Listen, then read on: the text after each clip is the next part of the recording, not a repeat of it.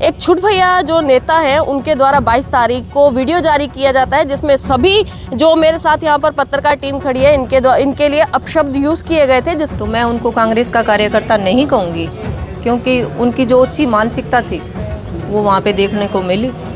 पर फिर भी मैं ये कहना चाहूँगी कि मैं सभी साथियों से माफ़ी भी मांगना चाहूँगी। हम जिला प्रधान की माफ़ी नहीं चाहते, हम उस छोट भैया नेता की माफ़ी चाहते हैं जिसने ये सारी शरारत की है। बिन बुलाए, जैसे वो बोलता है बिन बुलाए आ जाते हैं, तो बिन बुलाए तो आजकल भाई कहीं नहीं जाता कोई बुलाए के बगैर। हम इतने बड़े प्रोग्राम के बिन बुलाए चले जाएंगे? हम हमारे को क्या जरूरत है? कांग्रेस को जरूरत है ना। जब भी कांग्रेस बुला रही है मीडिया में भी हमारी हम दिखाएं, ये वोट चोरी की रैली दिखाएं, हमारे को जरूरत नहीं है। ये सभी पार्टियों को जरूरत होती है, पत्रकारों की। और फिर भी कहीं भी बिना बुलाए आ जाते हैं, तो हम आगे से हमारे को लिख के दे दे कांग्रेस पार्टी भी, किसी कांग्रेस नेता की या हमारी कांग्रेस की तरफ से कोई खबर ना लगाएं, तो हम नहीं लगाएंगे खबर कांग्रेस की। मैडम, पत्रकारों के साथ भी शोषण के मामले आ रहे हैं। आपके कार्यकर्ता को कहते हैं बिकाऊ चोर शब्द जैसे यूज करते हैं कि जी बिन बुलाए आ जाते हैं। आपको भी ज्ञापन दिया गया है, अब क्या कुछ कार्रवाई आपकी तरफ से पूरे मामले में रहेगी? जो हकीकत है वो मेरे सामने है, आपके कहने से नहीं। इस पे मैं कड़े से कड़ा एक्शन लेने का काम करूंगी। और जो मेरी बहन है जिसके साथ बदतमीजी से कोई कांग्रेस का कार्यकर्ता पेश आया है, तो हम पार्टी कार्यकर्ता जो नेता हैं उनके साथ बात करके उनको न्याय दिलाने का काम करेंगे। तो राजी, आपको क्या लगता है आपका कार्यक्रम उस दिन सफल हुआ? क्या उसको तार पीड़ो करने के लिए कोई शरारत थी? देखिए, बहुत से शरारती तत्व होते हैं, और अगर जो प्रोग्राम में पहुंचे हैं तो मैं उनको कांग्रेस का कार्यकर्ता नहीं कहूँगी, क्योंकि उनकी जो अच्छी मानसिकता थी वो वहाँ पे देखने को मिली। क्योंकि अगर कांग्रेस का कार्यकर्ता होता तो वो बहुत अच्छे शब्द यूज करता, इस तरह जो हमारे पत्रकार साथियों को बदतमीजी से पेश आया ऐसे काम नहीं करता।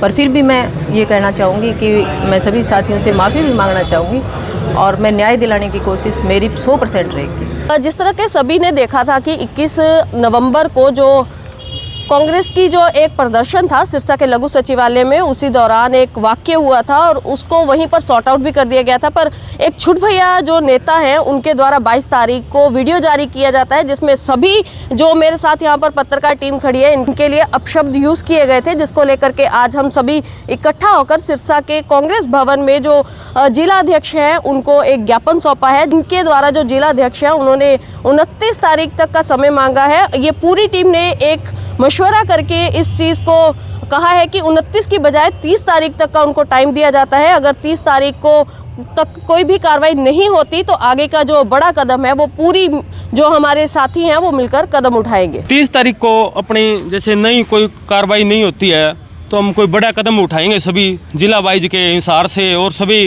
को पत्रकारों को बुलाएंगे और कांग्रेस के ऊपर ही कोई बड़ा कदम उठाएंगे 30 तारीख तक। हाँ, सार्वजनिक तौर के ऊपर माफ़ी मांग ले भी मेरे से गलती हो गई है, बस हमारा यही मामला है, हम उनको माफ़ कर दें। सबसे पहले आप बधाई के पात्र हो। आपने 21 तारीख को जिस तरह से एकता का परिचय दिया, उस बात ने बाकी पार्टियों के कार्यकर्ताओं को ये चेता दिया कि अगर हम इनको छेड़ेंगे तो उसका परिणाम क्या होगा। उसके बाद आज भी आपने भारी संख्या में इकट्ठे होकर दिखा दिया कि अगर हम एक हैं तो सब कुछ संभव है।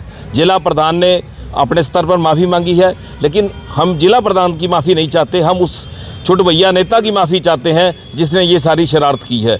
अब उसने पार्टी के कार्यक्रम को ख़राब करना था, या उनका इशारा कोई और था, या हमारा कोई और पत्रकार साथी उनके निशाने पे था, लेकिन घटना क्या हुई और सबने देखा। और उसके बाद वो व्यक्ति एक वीडियो जारी करके जिस तरह के शब्द इस्तेमाल करता है, तथाकथित पत्रकार, सो कॉल्ड, उसको पूछे, वो खुद पत्रकार रहा है, उसको इस बात की गरिमा का पता होना चाहिए।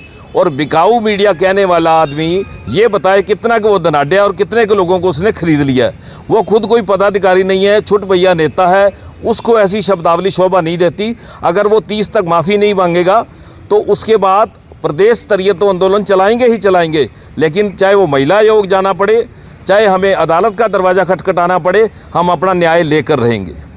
बस मैं यही निवेदन करूंगा, अपनी एकता बनाकर रखें, इसको तार पीड़ो ना होने दें। कदम तो हमारा सख्त 30 तारीख को बताएंगे। जैसे एक कांग्रेस के अंदर गुटबाजी चल रही है, कुछ है कार्यकर्ता जो कांग्रेस को खराब कर रहे हैं, हम उनके ऊपर हमारी कोई भी सुनाई नहीं हुई तो हम इतना बड़ा कदम कांग्रेस का विरोध करेंगे और उनका प्रदर्शन करेंगे, उनके खिलाफ भी प्रदर्शन होगा कांग्रेस को, तो कांग्रेस को बहुत ही नुकसान होगा। इससे हमारे बहन जी के हम साथ खड़े हैं, हमारी बहन जी और भी वहाँ सभी, कोई इनको ही नहीं है पत्रकार, कोई सभी पत्रकारों को वहाँ नेशनल मीडिया भी था, लोकल पत्रकार भी थे, यूट्यूबर भी थे, तो सभी साथी के वहाँ पत्रकार थे। तो अकेला इन बहन जी का कोई मामला नहीं है, ना इन बहन जी का कोई नाम लिया है अकेले का।